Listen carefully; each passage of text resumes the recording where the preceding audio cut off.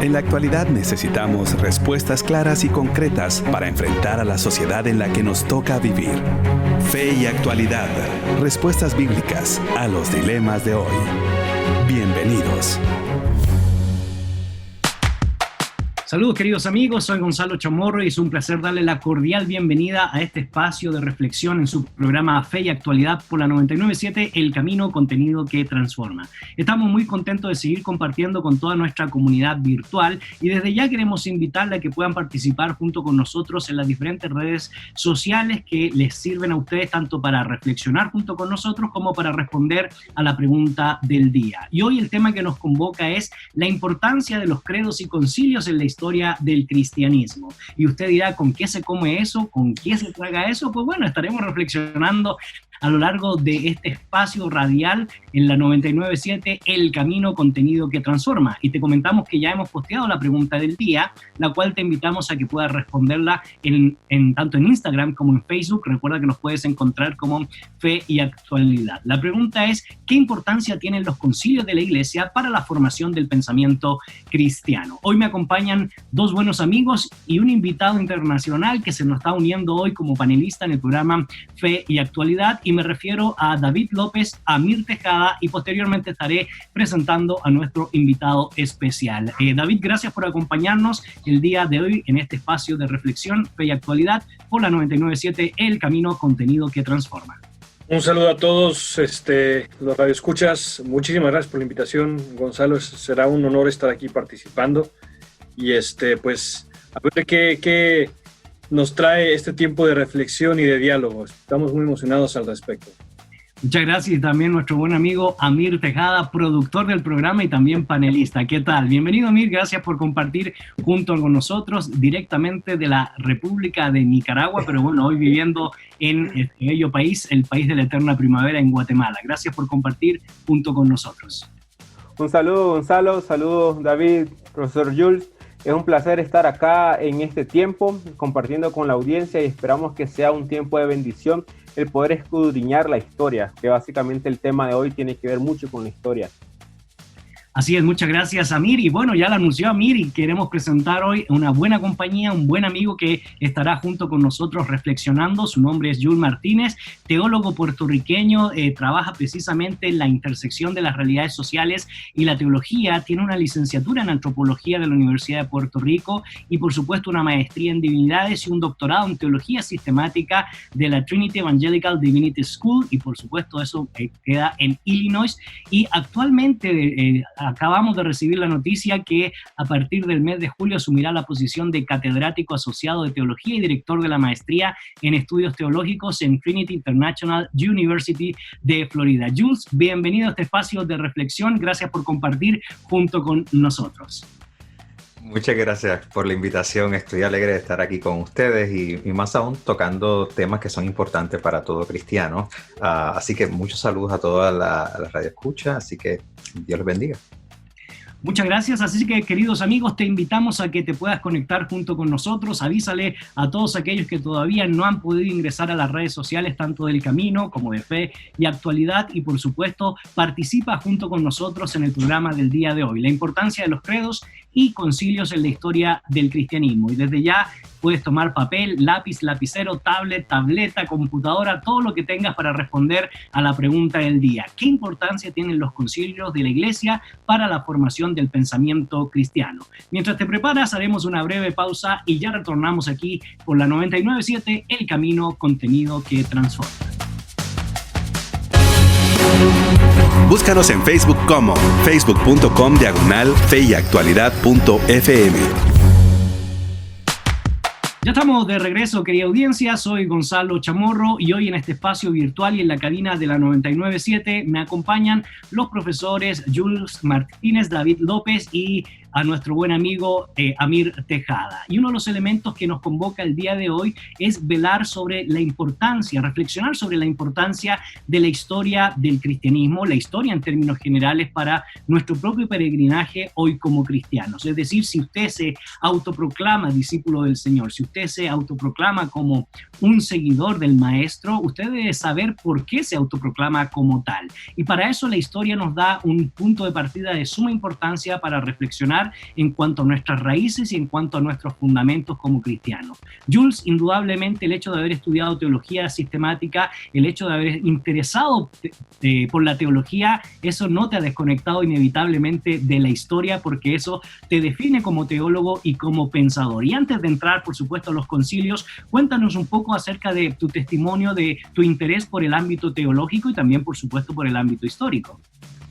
Claro, yo vine a la fe cuando yo estaba en la escuela superior a una alianza cristiana y misionera en Puerto Rico, y parte de la experiencia allí fue tener este profundo énfasis en Jesús como Salvador, Redentor, Santificador, Rey que viene, que es el famoso cuadrilátero de los movimientos de santidad. Y ahí fue mi comienzo de comenzar a estudiar la Escritura, pero fue hasta la que llegué a la universidad que yo encontré todos estos retos que atentaban en contra de lo que yo pensaba era la fe cristiana. Entrar y entonces tratar de descubrir cuál es el ancla de la fe cristiana, es decir, el Evangelio, la persona de Jesús, su obra, el significado de su obra para la humanidad, de su persona en sí mismo, pues fue el principio de yo comenzar a pensar con la historia de la iglesia y luego llegar hasta la Escritura. Así que me di cuenta que el hacer teología no es sencillamente pensar acerca de cosas abstractas, esotéricas, sino que se trata de pensar en fe, las grandes verdades que definen la fe cristiana alrededor del centro de gravedad del Evangelio. Así que ese es mi interés, ¿verdad? No quería pensar solamente la historia desde mi iglesia local, porque la fe cristiana no empezó ayer, no empezó hace 50 años ni hace un siglo, tenemos ya 2000 años de historia. Así que quería comenzar a pensar con esa nube de testigos. Eso fue parte de la provocación de empezar a estudiar.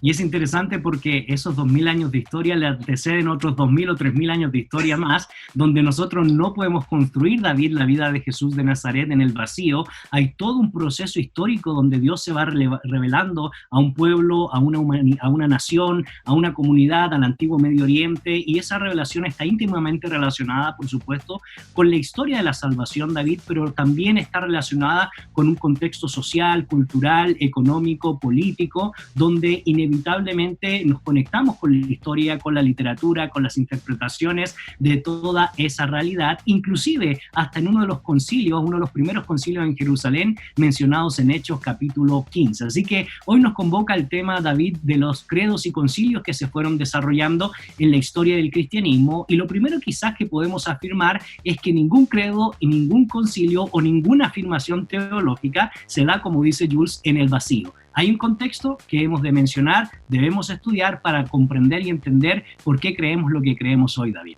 Así es, efectivamente. Mira, la iglesia cristiana en muchos casos, más bien dicho, la iglesia cristiana evangélica, peca a veces por el hecho de que no conocemos el trasfondo y el desarrollo histórico de nuestra fe. Tristemente hablamos de la Reforma y parece que después de que Cristo sube y asciende y después de que acaba el libro de Hechos, pasa un tiempo de silencio hasta que comenzamos con la Reforma, ¿no? Pensamos que en la Iglesia Católica... Pensamos que la historia del cristianismo a partir de la Reforma. Exacto. Y de hecho se termina con la Reforma, ni siquiera para muchos hay una historia de la Iglesia en América Latina, por ejemplo. Exacto. Entonces, cuando escuchamos la palabra credo, cuando escuchamos la palabra concilio, nos suena un poquito sospechoso, ¿no? Incluso algunos evangélicos dirán, bueno, yo no soy católico, yo no tengo por qué hablar de concilios, yo no tengo por qué hablar de los credos cristianos. Y olvidamos que esos credos son precisamente parte de nuestro ADN, es una parte esencial de nuestra fe y del por qué creemos lo que creemos ahora, ¿no? Y esto, obviamente, sin demeritar el papel de las Sagradas Escrituras, ¿no? Lo que estas personas hicieron fue fundamentado en las Sagradas Escrituras. Y podríamos hablar del primer concilio que se dio en nuestra historia y está registrado en las Sagradas Escrituras, ¿no? Fue precedido por Santiago, el hermano de Jesús, y a ellos los convocaba pues esta nueva interacción entre judíos y gentiles y qué debía ser obligatorio para los gentiles y qué no.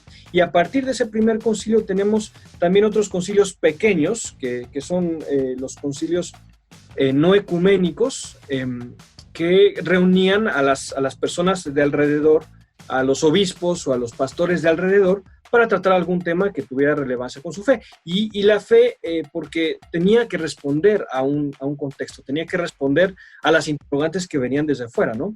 Y básicamente ahí es que empieza el desarrollo tanto de los concilios como posteriormente en el caso también de los credos, ¿no? Los primeros orígenes de los credos. Hay gente que dice que el primer credo lo encontramos en 1 Corintios 15, 3 al 7, ¿no? Que dice, primeramente, os he enseñado lo que recibí, que Cristo murió por nuestros pecados conforme a las Escrituras y resucitó al tercer día conforme a las Escrituras. Entonces, de ahí empieza también una construcción de qué es lo fundamental que el cristiano debe de confesar y debe de creer para ser salvo y para ser parte de esta comunidad de fe.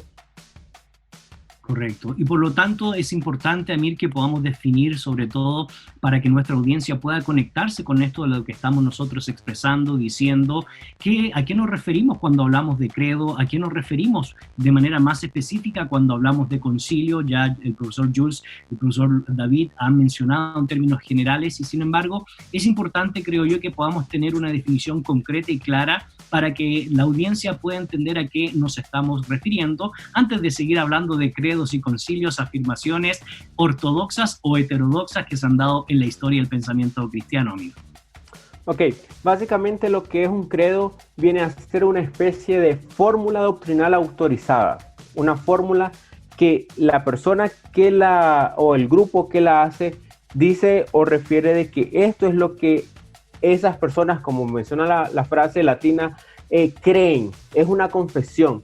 En otros lados o en otras iglesias o en otros ámbitos del tiempo se ha mencionado como sinónimo, como un símbolo, como artículos de religión, como artículos de fe. Pero entonces básicamente el credo es una afirmación colectiva en la comunidad de la iglesia, porque así como las escrituras mencionan los fundamentos de la fe, el credo viene a trabajar lo que significa, o por lo menos lo que en colectivo este grupo de personas cree. En términos sencillos es eso, es una declaración autorizada de lo que cierto grupo cree, en este caso la iglesia, lo que la iglesia cree. Y es interesante eso porque los credos, aunque lo podemos abordar más adelante, los credos han variado de énfasis. Y si nosotros revisamos la historia de los primeros 4 grandes credos que hay han variado el énfasis debido a las circunstancias que están alrededor. En algunos, por ejemplo, en el credo apostólico, algunos autores han mencionado que la frase bajo Poncio Pilato se refería a la necesidad que tenían los cristianos de asegurar la parte histórica de su fe.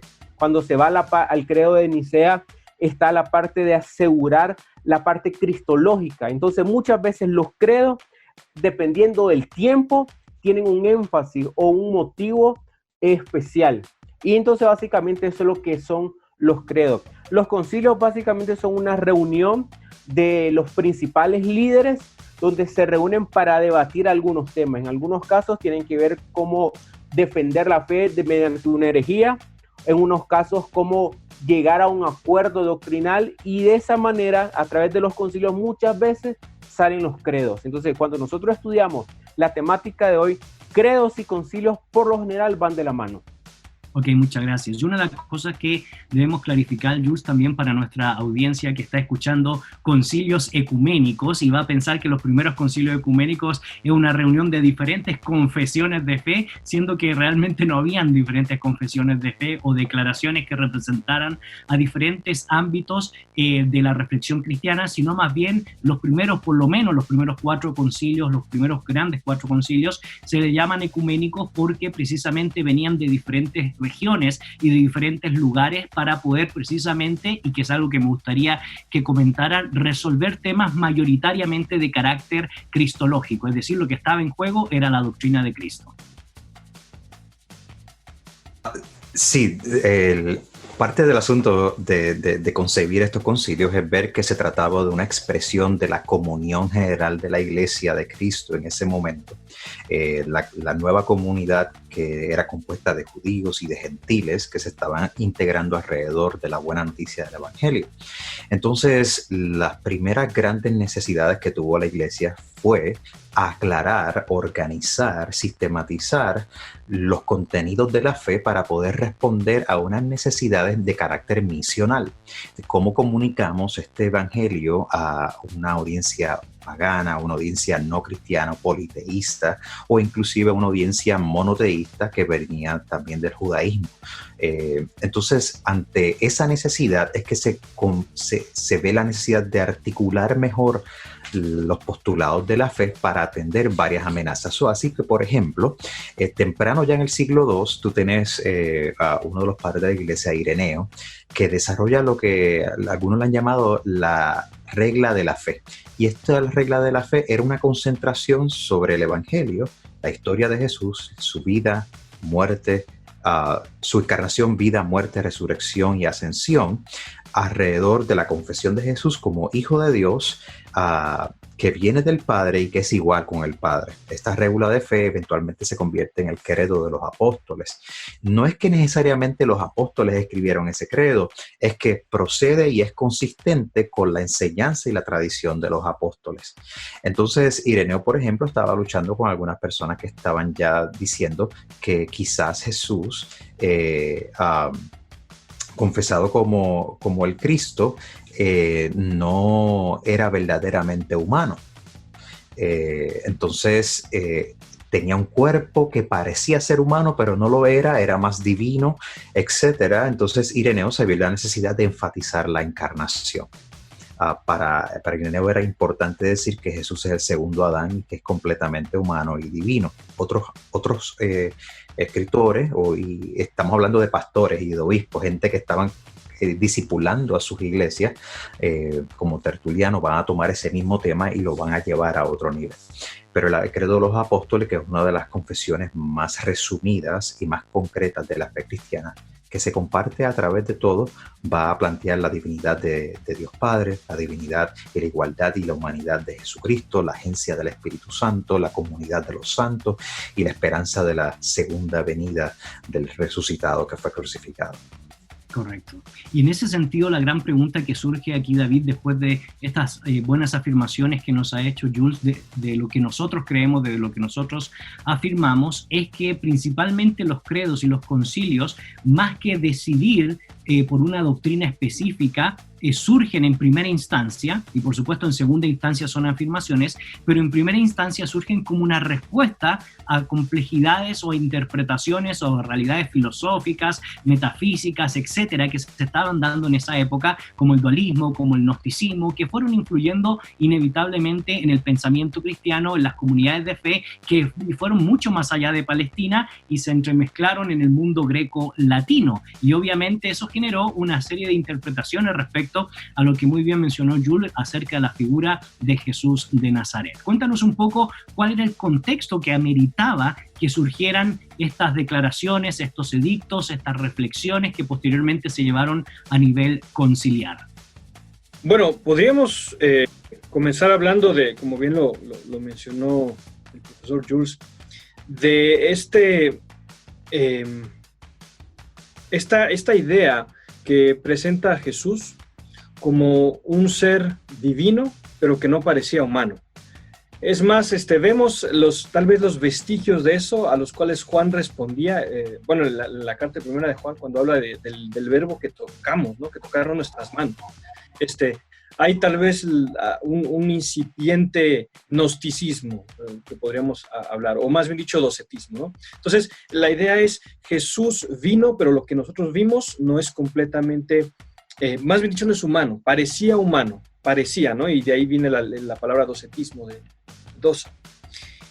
O había personas también que decían, bueno, sí, Dios y Cristo son de la misma, podríamos decir más bien dicho, Cristo y Dios comparten esa naturaleza divina, pero cuando tenemos al Dios hombre, a Jesús, ambas naturalezas están separadas, ¿no? Es un hombre que adquiere esa divinidad.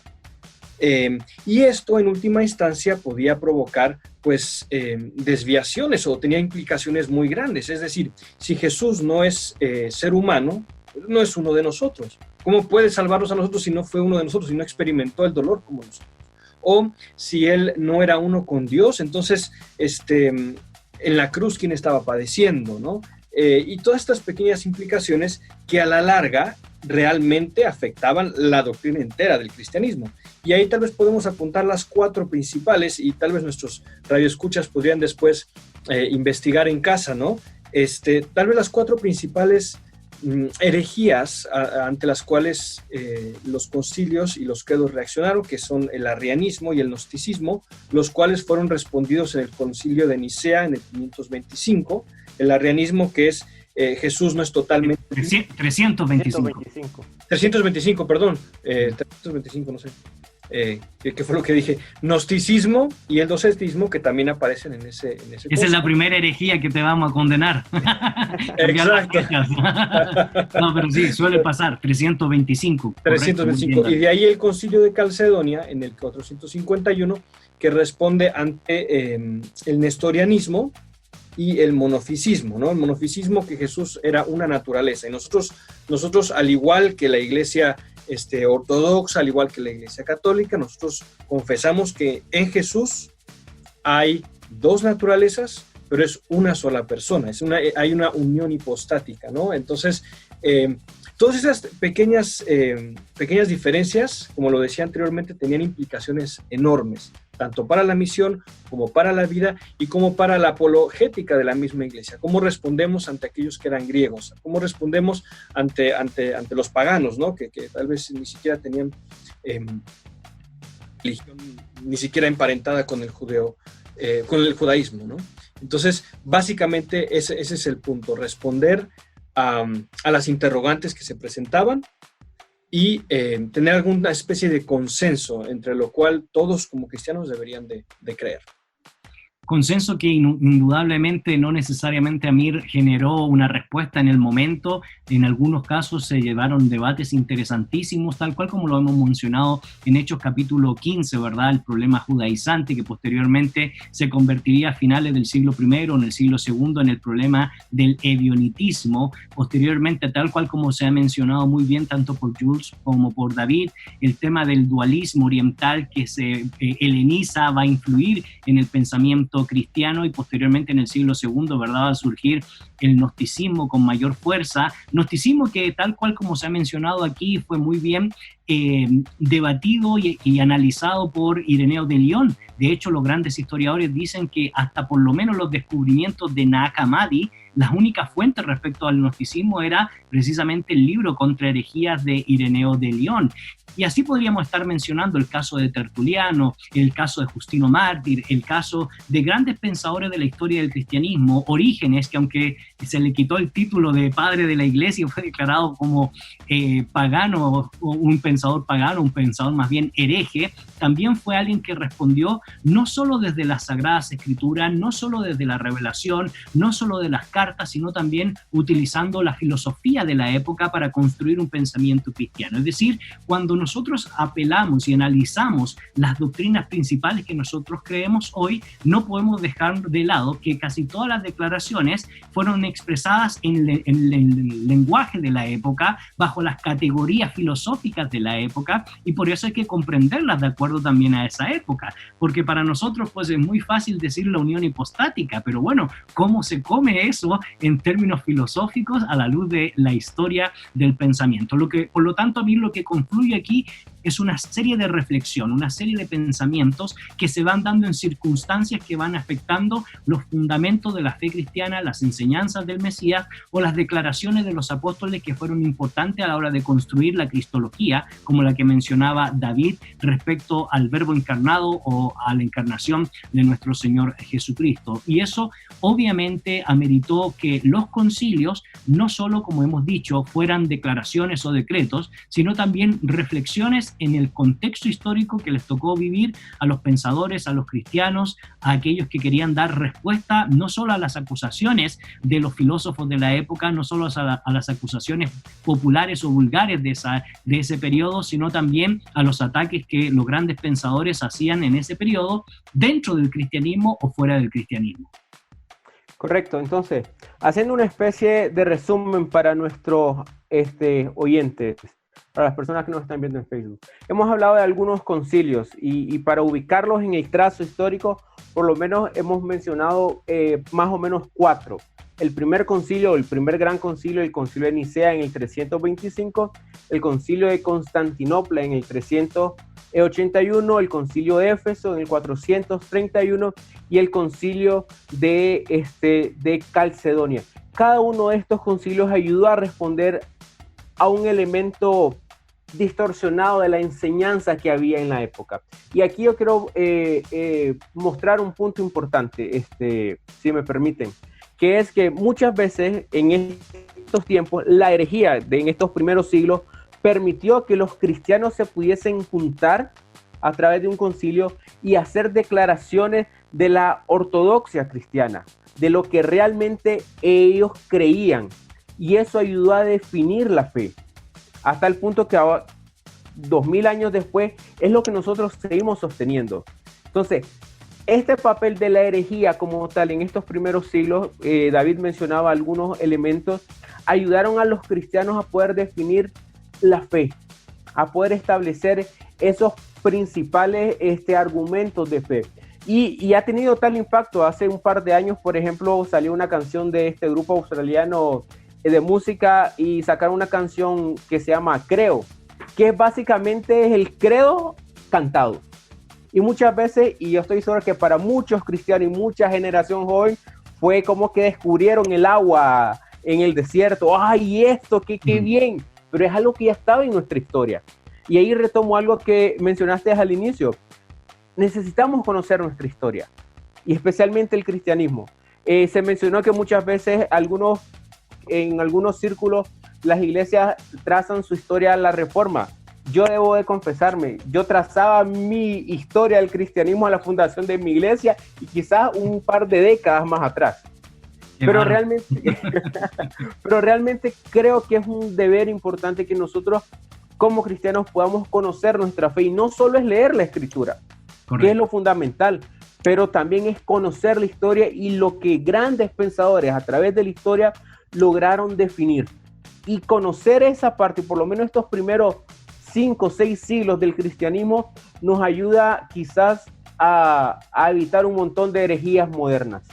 Bueno, es interesante porque hemos tocado en términos muy generales los primeros 4 grandes concilios de la historia de la Iglesia, marcada por diferentes reflexiones, diferentes proposiciones, la declaración de Atanasio en el credo trinitario, en que fue Tertuliano el primero en utilizar el término Trinidad, el uso de la famosa carta a la Tomé de León I, donde cita precisamente a los santos padres de la Iglesia, uno de ellos Ireneo, otro era Tertuliano, para ratificar no solo la cuestión cristológica, sino también el tema canónico, que va a definir también parte del desarrollo de lo que nosotros hoy aceptamos como libros divinamente inspirados o divinamente revelados, y eso nos llevaría a otro programa más a hablar de teología canónica o de pensamiento canónico. Y sin embargo, antes de hacer una pausa, lo quiero dejar lanzado para que posteriormente, iniciando con Jules, podamos responderlo, porque el cristianismo y la reflexión no solo se queda en estos primeros 4 siglos. La gran pregunta es, ¿qué pasó con la Iglesia después que fue reconocida como,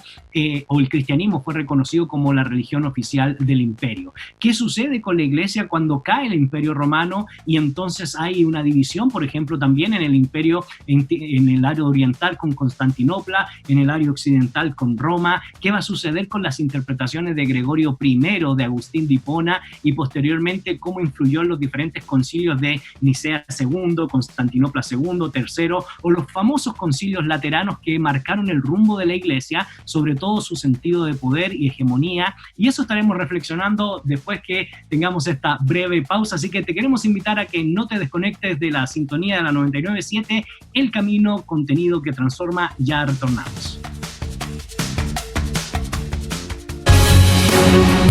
Búscanos en Facebook como facebook.com/feyactualidad.fm.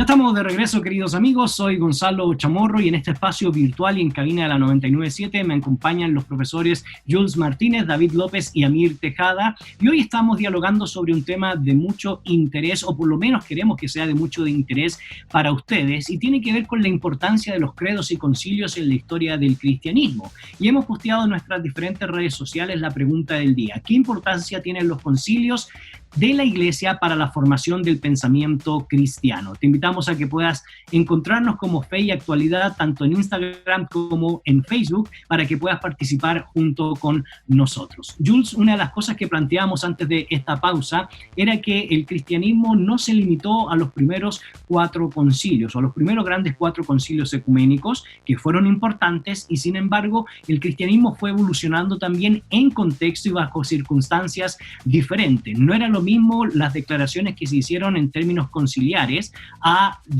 que el cristianismo fuera oficialmente la religión del imperio, y eso generó ciertas dinámicas en los procesos de interpretación cristiana. Comenzaron a aparecer temas teológicos que ya no necesariamente eran los temas de carácter cristológico. Por supuesto aparecieron temas neumatológicos y también temas eclesiológicos, es decir, que competía inherentemente a la doctrina de la Iglesia respecto a toda la estructura sacramental que se va a ir desarrollando en lo que nosotros hemos denominado, o lo que los historiadores han denominado, Edad Media. Así que vale la pena seguir reconociendo que la historia del cristianismo no se limita en los primeros 4 concilios y tampoco se hace un gran salto, como ya han dicho David y Amir, hasta la Reforma Protestante, Jules.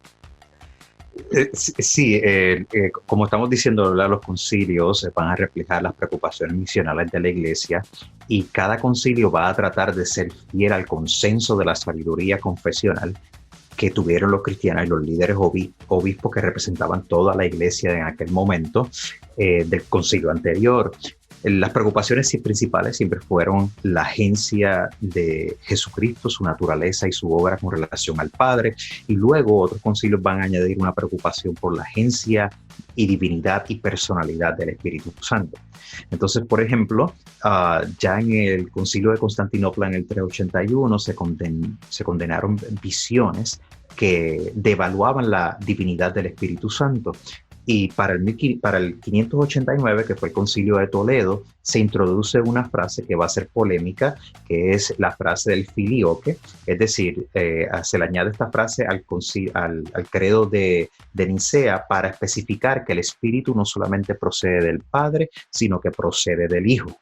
Ese asunto va a ser controversial para los cristianos que están en Oriente, la Iglesia Oriental, porque se interpreta como que fue una decisión unilateral por parte de la comunión occidental cristiana. Pero entonces nosotros vamos a ver cómo los diferentes concilios van a añadir diferentes cláusulas o van a atender diferentes asuntos con relación a la especificidad del Espíritu Santo como obra, como persona, la especificidad de la naturaleza de Jesús, la especificidad de la naturaleza de la Iglesia. Los primeros entonces 7 concilios, algunas tradiciones, por ejemplo, la Iglesia Oriental los va a considerar completamente ecuménicos. Los protestantes vamos a quizás tener alguna objeción, y usualmente las iglesias protestantes históricas, usted piensa en históricas, digamos, presbiterianos, anglicanos, luteranos, metodistas, reformados, y otras iglesias de carácter más evangélico, bautistas, y algunos pentecostales clásicos van a considerar usualmente hasta los concilios donde se habla de la naturaleza de Jesús, que sería Calcedonio. Es importante saber que estos concilios van a ser revisados para expandir frases claves que permitan atacar ciertos retos a la fe. Hemos hablado del concepto de herejía de ortodoxia. Solamente es importante definir que ortodoxia es una palabra que significa adoración correcta o confesión correcta. La preocupación es que lo que está al reto, al fondo de estos retos que está confrontando a la Iglesia, es que nuestra adoración sufra una distorsión y que no estemos confesando el verdadero evangelio. Ya cuando nosotros llegamos ya para el siglo XI, se convierte en un problema bien grande, en el sentido de que ocurre el gran cisma, el primer cisma cristiano, que es cuando la Iglesia Oriental, dirigida por el patriarca o el obispo de Constantinopla, decide por razones políticas y teológicas separarse de lo que ellos entendían era la sobrepotencia de los reclamos del obispo que estaba en Roma.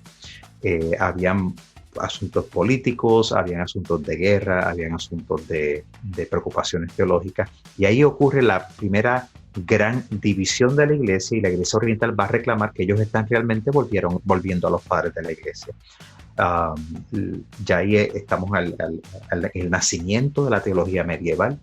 Gente como San Anselmo y eventualmente después Tomás de Aquino van a estar tratando de comunicar la fe utilizando las herramientas de filosofía en la época medieval. Y ahí también vamos a ver el surgimiento de las universidades. Muchas personas piensan, dicen, el medioevo, la era de la oscuridad. No, mira, ahí surgen las universidades. Así es. Casualmente en 1111, 1112 algunos historiadores no se ponen de acuerdo. Y esa es una etapa, Jules, qué bueno que la mencionas, porque generalmente la gran mayoría del pueblo cristiano evangélico tiene un desconocimiento del periodo medieval, cuando mayoritariamente se desarrollaron las grandes concepciones filosóficas de la gran pregunta que se hizo Anselmo de Canterbury, cur deus homo, ¿cómo fue que se hizo hombre? Y de ahí que surge esa famosa frase que es tan importante para los teólogos o los pensadores cristianos, fides quaerens intellectum, la fe necesita pensarse, necesita comprenderse, y eso marcó todo un itinerario importantísimo, de hecho, para lo que posteriormente llegaría a ser la teología sistemática, los grandes currículums que se dieron, por supuesto, en la escolástica, primero platónica y posteriormente aristotélica, y que si bien es cierto, eso no llegó necesariamente a la masa, no por eso podemos decir que no hubo reflexión en este periodo, Jules. Sí, es importante saber que estamos en un periodo de organización académica de la fe donde había una gran confianza en las capacidades racionales humanas, una reapreciación de lo que se llamaba la revelación natural, es decir, aquello que Dios comunica a las facultades de nosotros como criaturas, entre tanto que somos criaturas. Y el optimismo es que podíamos utilizar diferentes herramientas. En aquel caso era, por ejemplo, Tomás de Aquino con la síntesis aristotélica, utilizando categorías de la filosofía para explicar la fe y así comunicarla. Se utilizaba para explicar la creación, para explicar la expiación de Jesús, para explicar la divinidad y la humanidad de Jesús, la misión, la escatología de la iglesia. Se utilizaba para muchas cosas. Ahí también nosotros vemos el surgimiento de los grandes monasterios, que son aquellos que se encargan entonces de preservar importantes manuscritos de las escrituras. Así que tenemos toda la formación de órdenes. Inclusive entonces vamos a tener órdenes de aquellos que fueron muy educados, que sienten que Dios los está llamando a órdenes de pobreza, a órdenes de estar con los leprosos, por ejemplo. Tenemos un surgimiento de toda una serie de expansiones ministeriales, a pesar de que hay una concentración a nivel político del poder jerárquico de la iglesia. Así que muchas cosas positivas que nosotros somos herederos hoy, que los reformadores protestantes van a afirmar como buenas, estaban sucediendo en ese periodo, a pesar de que en algunas cosas, como los reformadores identificaron, mira, tenemos que reformar la iglesia porque hay corrupción o hay errores doctrinales. Correcto. Y nuevamente todo lo que le estamos expresando, querida audiencia y David, no se da en el vacío, se da en contextos que van evolucionando, cambiando, progresando, decayendo. No podemos olvidarnos que a partir del 610 hay un gran cambio en el norte de África, surge el Islam y en menos de 110 años la dinámica orográfica y geográfica, política, económica, social, cultural y teológica van a tener interesantes cambios. Lo mismo va a ir sucediendo con las famosas invasiones bárbaras, de las tribus bárbaras, que le van a dar otro enfoque al mundo europeo, donde precisamente el obispo de Roma comienza a tener una participación importantísima en la administración, no solo de Roma, sino también de los diferentes obispados de esa época, a tal grado que en la época ya del siglo XI, donde nos hemos situado, y el desarrollo con fuerza de las órdenes monásticas, los cistercienses, los franciscanos, bueno, la famosa orden de Benito de Nurcia y posteriormente los dominicos,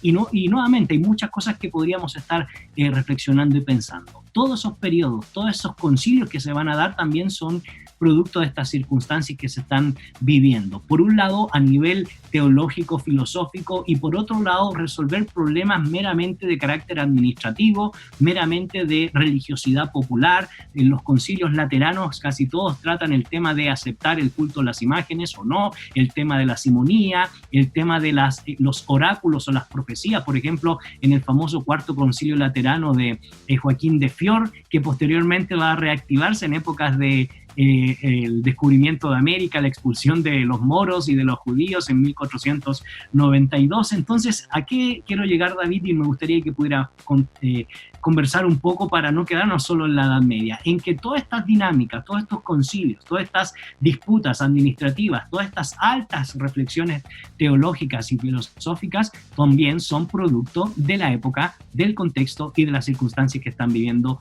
en ese marco histórico.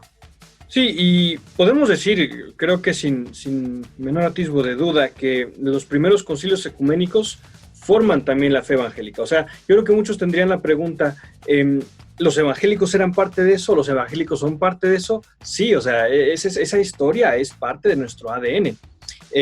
Y como tú mencionabas, ¿no? Es parte del contexto, parte de las dudas que se tienen en esa época se van respondiendo en los concilios subsecuentes, después de los concilios ecuménicos, ¿no?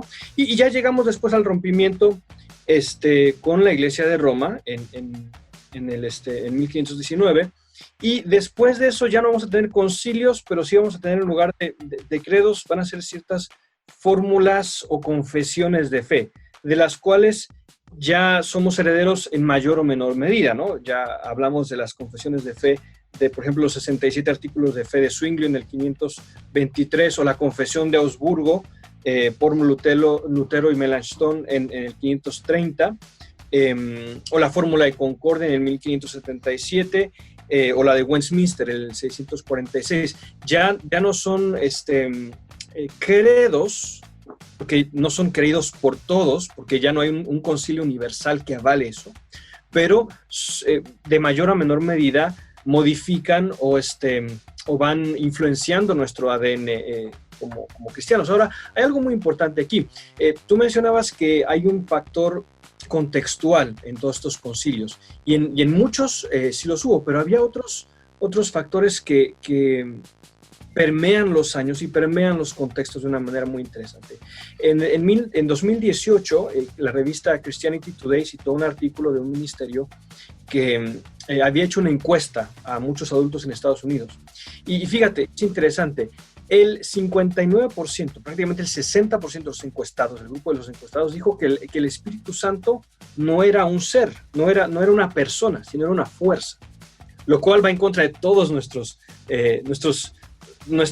confesiones de fe, nuestros concilios y nuestros credos, ¿no? El 78% dicen que Jesús fue el primero y más grande ser creado por Dios. Entonces, si bien nosotros decimos estos concilios son parte de nuestro ADN, hasta el día de hoy existe muchísima confusión al respecto. ¿Por qué? Porque en la Biblia se explica la doctrina de forma tal vez un poquito velada, ¿no? Pablo responde a cierto contexto, Pablo habla acerca de algunos problemas a los Gálatas, a los Corintios, a los Romanos, pero Pablo no estaba en el diálogo que estuvieron con la filosofía romana, perdón, con la filosofía griega, 200 años después los cristianos. Entonces Pablo no iba a responder a ese contexto. En cambio, al día de hoy seguimos viendo el grave desconocimiento y los resultados del desconocimiento de esta historia por parte de nosotros como evangélicos, ¿no? Como desconocemos y como en nuestras iglesias ni se leen, ni se estudian, ni se valoran tanto los concilios, los primeros 7 concilios ecuménicos, como también las confesiones de fe y los credos, pues tenemos un desconocimiento rampante de nuestra doctrina como cristianos. Bueno, muchas gracias por poder conectarnos con esa realidad, porque inevitablemente no podemos dejar de reflexionar. Y el programa ha ido volando, ya nos queda la última parte de nuestro programa donde necesitamos reflexionar, bueno, ¿de qué nos sirve conocer todo esto? Obviamente, Amir, voy a retomar contigo la palestra, la palabra, después que volvamos de esta pausa, pero obviamente no podemos resolver ni hablar todos los concilios que se han dado. Estamos mencionando los términos generales. Me ha tocado estudiar a mí mayoritariamente los concilios que se vivieron en América Latina desde la época de la primera orden religiosa de San Jerónimo con Ramón Pané en 1493 hasta el siglo XVIII. Lo he estudiado mayoritariamente todo por mis estudios y eso nos llevaría unos 500 programas más. Sin embargo, lo que queremos es un poco lo que ha expresado Jules, lo que ha expresado David y lo que tú muy bien has expresado. Concientizar a la gente la relevancia y la importancia de poder estudiar la historia. Nos comentas cuando regresamos qué pasó con la Reforma Protestante, el Concilio de Trento, hasta nuestros días. ¿Cómo lo vas a resumir? No lo sé, pero ya regresamos, queridos amigos. Les invitamos a que siga participando junto con nosotros a través de las redes sociales, en Instagram y en Facebook. Nos puedes encontrar como Fe y Actualidad y te invitamos a que puedas responder la pregunta del día. Ya regresamos aquí por la 99.7, El Camino, contenido que transforma.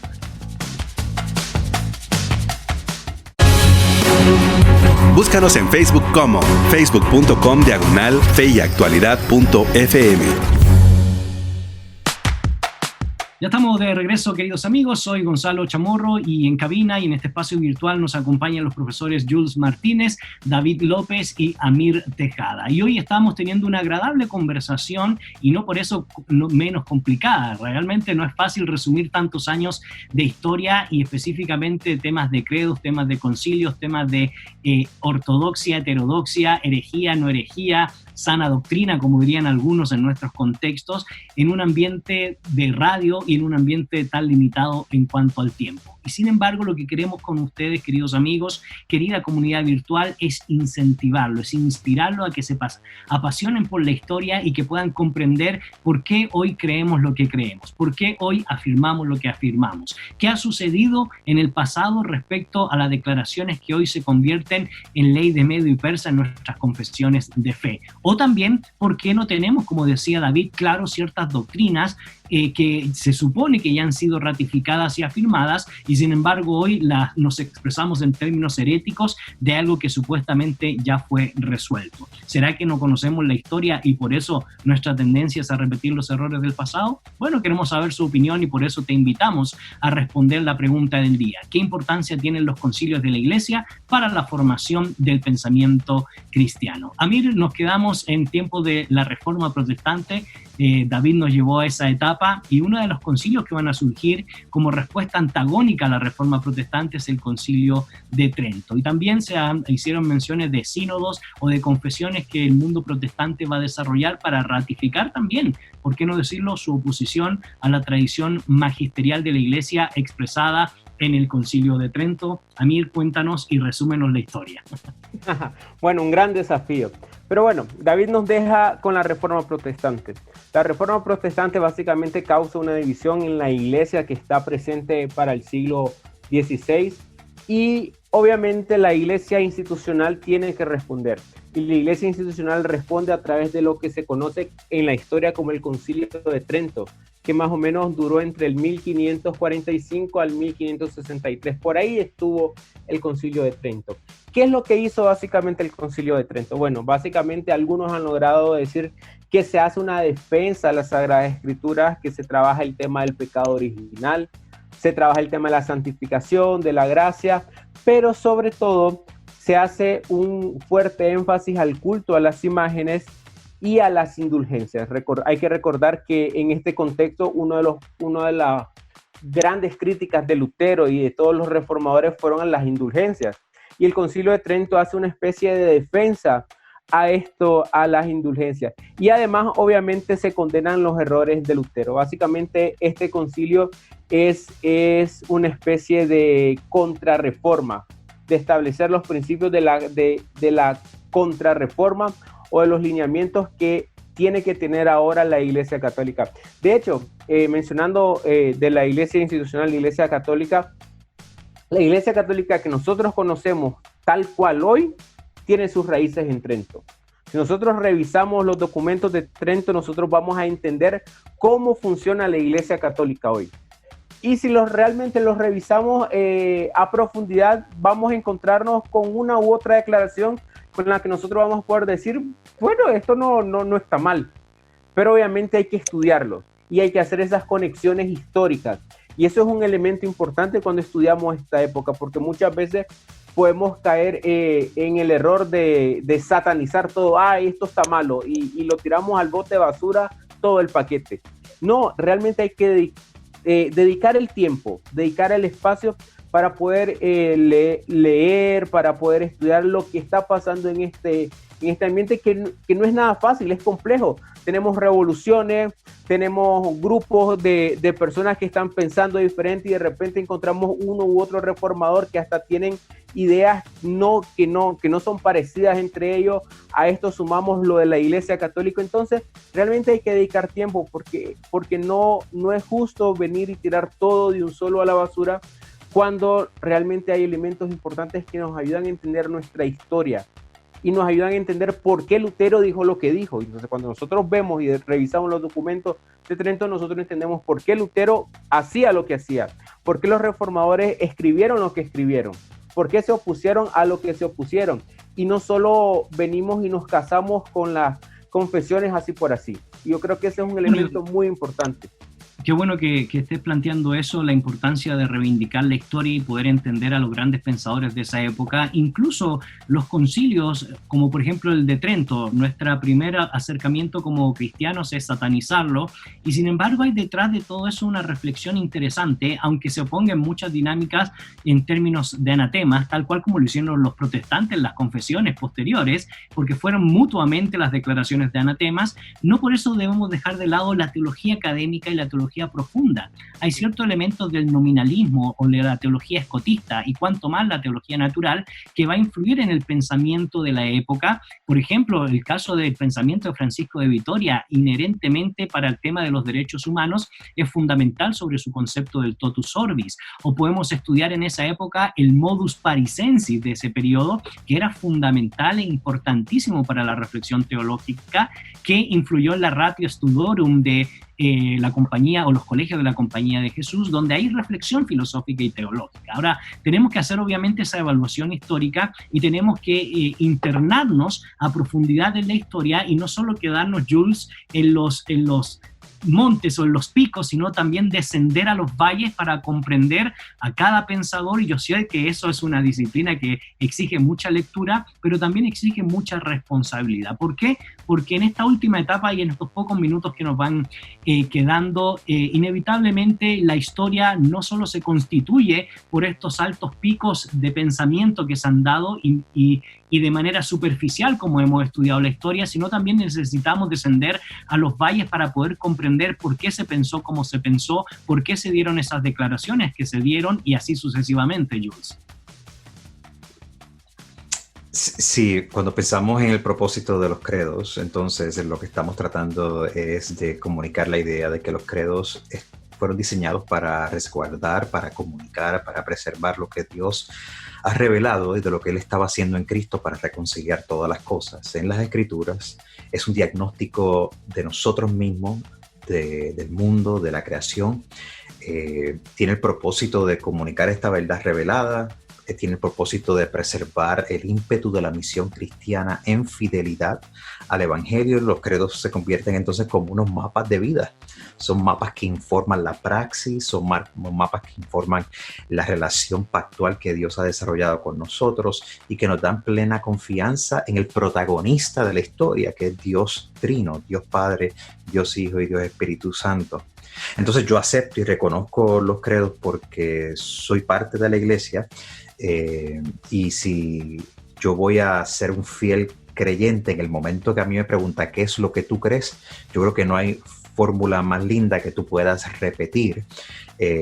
Uno de los credos, por ejemplo el credo de los apóstoles, dice, mira, yo creo que Dios existe y Dios es todopoderoso, Él es el creador del cielo y de la tierra, yo creo en Jesucristo, Hijo único de nuestro Señor, que fue concebido del Espíritu Santo, nació de la Virgen María, se hizo ser humano como nosotros, padeció bajo Poncio Pilato, murió, fue sepultado, resucitó al tercer día, yo creo en el Espíritu Santo que da vida, yo creo en la comunidad de los santos que está alrededor del mundo, yo creo en el perdón de los pecados, en la resurrección de los muertos, en la vida eterna, amén.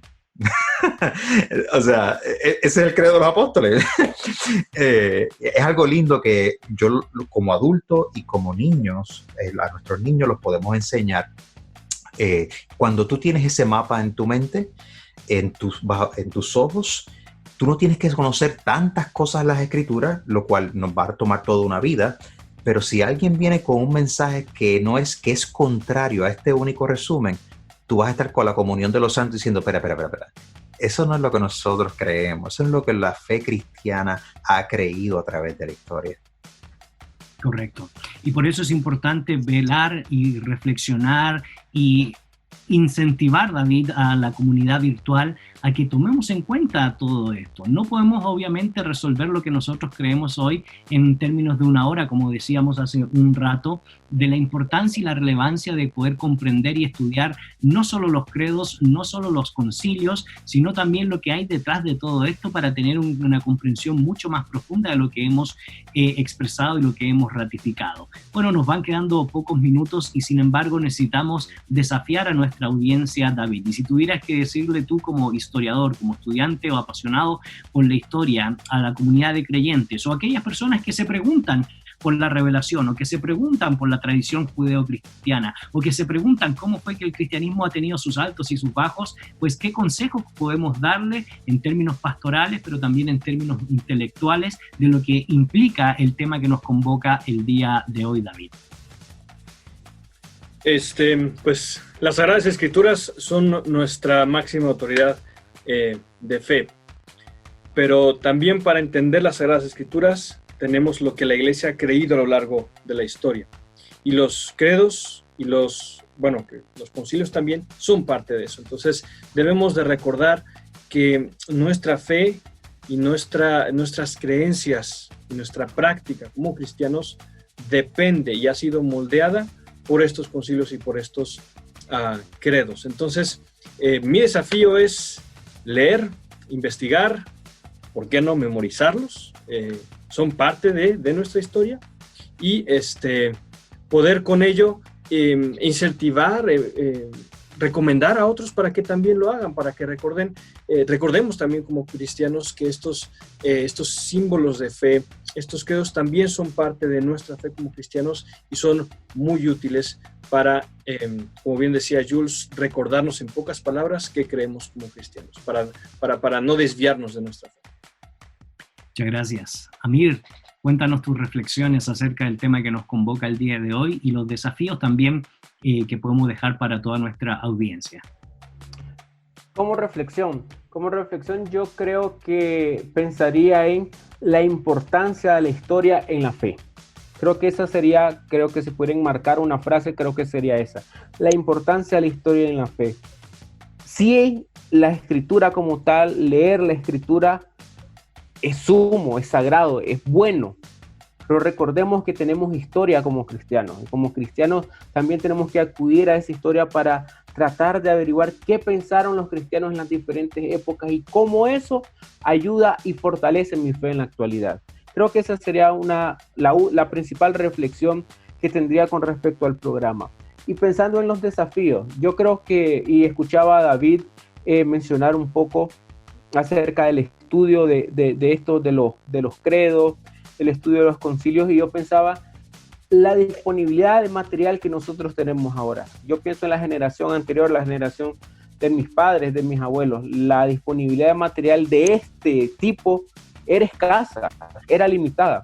Las nuevas generaciones ahora pueden entrar a internet, pueden comprar un libro digital, pueden leer a través de su celular, y entonces tenemos acceso a diferentes materiales que pueden ayudar y enriquecer el estudio de los credos, el estudio de los concilios. Entonces, creo que por ahí dirían mis reflexiones y mis desafíos. Desafiar a la audiencia es que si puede invertir un buen libro en electrónico, puede costar $9, $10 quizás.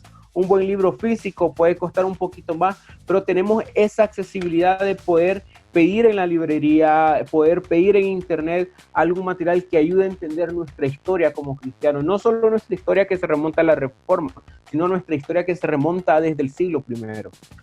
Historia que no se desconecta, por cierto, Amir, de algo que tú planteabas, de poder comprendernos como cristianos, sino también de entender que nuestra espiritualidad tiene que tener también una profundidad histórica. No porque nos dé un sentido, bueno, más allá de porque nos da un sentido de identidad, sino también porque debemos reconocer que cuando se desarrollaron esos credos, también la gente lo hizo bajo esa profunda comprensión de adoración a Dios, de una espiritualidad genuina y de poder, como decía Jules, como ha dicho David, desarrollar la misión de Dios en los contextos históricos que hemos mencionado, amigo. Correcto, entonces eso ayuda y me gustó esto que acabas de mencionar.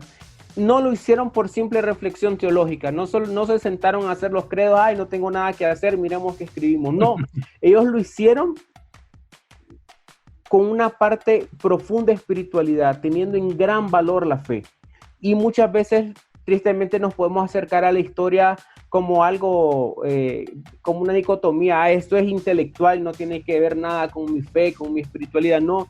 Eso es parte de conocer, poder conocer, y algo que tenía en mente mencionar, por ejemplo, esta declaración en Deuteronomio, el Shema, y que para los judíos era importante el reconocer la importancia de Dios, el yo soy, y lo que demandaba de ellos, y cómo para ellos era importante en su vida diaria. Y entonces, ¿por qué no nosotros podemos venir ahora como cristianos del 2020, poder acercarnos a estos credos, poder acercarnos a nuestra historia, poder acercarnos a lo que refieren por nuestra fe estos credos, y poder acercarnos con esa profunda espiritualidad, sabiendo que va a fortalecer nuestra fe, no solo quizás nuestra mente, sino que realmente va a fortalecer nuestra fe y acercarnos en oración y en fuerte conexión con el Espíritu, y que el Espíritu guíe nuestro estudio de la historia y que fortalezca nuestra fe.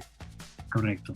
Jules, desafíos que puedas dar a nuestra audiencia a la luz del tema que nos convoca el día de hoy. Sí, los credos, pensar en los credos, en las confesiones de fe, es parte de pensar en nuestra alegría de compartir en la comunión de los santos, de una iglesia que trasciende las culturas, los tiempos, de mirar hacia atrás y ver la fidelidad de Dios, saber que Dios continúa obrando a través del Espíritu Santo, exaltando a Jesús en medio nuestro, saber que podemos depender de esas grandes confesiones y traerlas a nuestros lugares de vida de la iglesia, para así pensar en fidelidad junto con ellos. Dios nos ha dado la autoridad magistral en la Escritura. Los credos y las confesiones de fe histórica tienen autoridad ministerial para informar nuestra misión. Así que vamos a apropiarnos de eso. Tenemos un rico, profundo y amplio legado. Muchas gracias. David, cuéntanos, para ella finalizando y cerrando este programa, libros que podamos recomendar a la audiencia respecto al tema que nos convoca el día de hoy, credos, concilios y bueno, también historia de la iglesia en términos generales, que a ti han sido muy útiles y que nuestra audiencia pudiera conseguir, adquirir, comprar para enriquecer este acervo no solo cultural, sino también espiritual.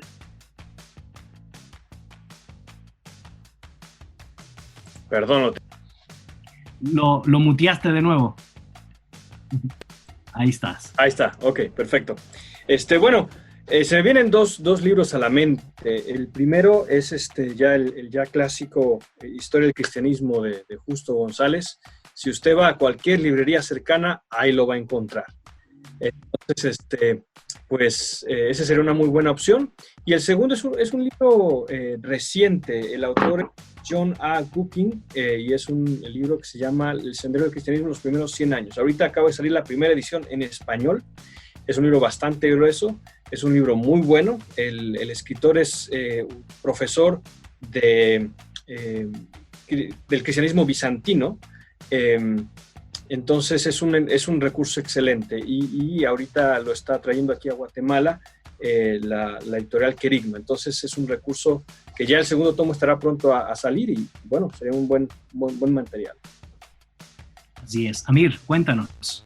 Hay un par de libros que me gustaría por lo menos recomendar a nuestra audiencia. Es un libro pequeño, básicamente pequeño, está dividido en tomos, de Paulo Deiros, es Historia del Cristianismo, los primeros 500 años. Entonces él básicamente lo que hace es un análisis crítico de aquellos factores históricos, culturales, sociológicos, psicológicos, religiosos y hasta espirituales que ayudan a entender lo que ha pasado en la fe en estos primeros 500 años. Bueno, obviamente tiene una perspectiva global de la historia, y también hay otro libro de Walter Wilkinson, Historia de la Iglesia Cristiana, y él básicamente lo que hace es resumir desde los comienzos del cristianismo hasta el siglo XX en la obra. Su obra es una especie de resumen de los principales hitos del cristianismo en estos 20 siglos. Ok, muchas gracias. A propósito de editorial Querigma, Jules, en estos días está llegando, me parece que ya ha llegado un libro que acabas de publicar con editorial Querigma. Cuéntanos un poco el contexto en términos generales del libro, y así lo podemos recomendar a toda nuestra audiencia, y después les daremos en nuestras redes sociales la persona con la cual usted puede contactarse para que precisamente pueda adquirir esta obra, Jules, que has escrito, que es precisamente de Cristología. Sí, el título del libro es Un testimonio visible, Cristología, Liberación y Participación. Cristología, Liberación y Participación, y es mi intento de sintetizar las grandes aportaciones de la teología protestante y evangélica latinoamericana con relación a la doctrina de la Trinidad, la doctrina de la salvación y la persona de Jesús, y cómo eso impulsa el testimonio social y político de la Iglesia. Estoy tomando las voces clásicas, las pongo en diálogo con otras voces de carácter de teología de liberación, y a la vez entonces hago mi propuesta. Y estoy proponiendo que una cristología teodramática, es decir, una cristología que le presta atención a las acciones de Dios Padre y el Espíritu Santo en el ministerio de Jesús, provee una noción sólida para concebir la salvación como una liberación histórica y a la vez trascendente. Así que si usted quiere buscar un resumen de algunas de las trayectorias más importantes entre protestantes con relación a la doctrina de la Trinidad, la cristología y la misión de la Iglesia, ese es un libro para usted. Así que los amigos de Querigma, Publicaciones Querigma, lo tienen en español y lo están ya distribuyendo. Muchas gracias. Bueno, mis queridos amigos, gracias por este espacio en el cual hemos podido reflexionar brevemente en una parte de la historia del cristianismo y ver los desafíos y la importancia de poder comprender nuestra historia, de poder estudiar nuestra historia, porque no la podemos comprender si no la hemos estudiado, y poder ver la relevancia y la importancia para nuestra espiritualidad, para nuestro discipulado y para la misión que nos toca vivir en este contexto que Dios nos ha permitido estar. Muchas gracias, David, por compartir junto con nosotros el día de hoy. Un gusto, muchas gracias por la invitación.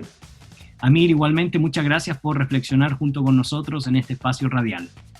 Ha sido un gusto estar acá con David, con usted, con el profesor Jules, y reflexionar en este tema, un tema muy importante en la historia del cristianismo, esa parte que muchas veces ha sido descuidada en las congregaciones, pero realmente que es muy valiosa.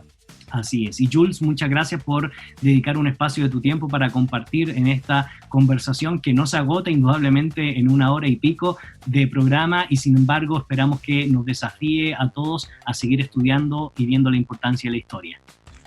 El gusto ha sido mío, que la paz del Señor esté con todos ustedes, todas las personas que nos están escuchando, y cuídense mucho.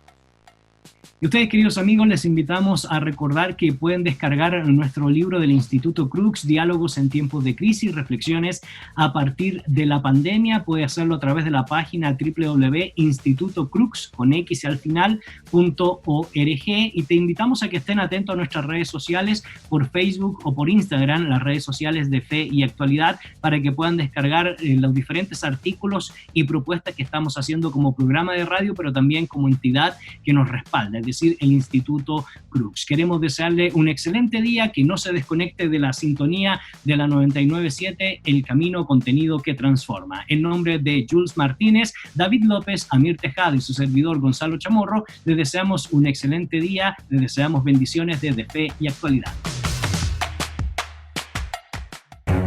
En la actualidad necesitamos respuestas claras y concretas para enfrentar a la sociedad en la que nos toca vivir.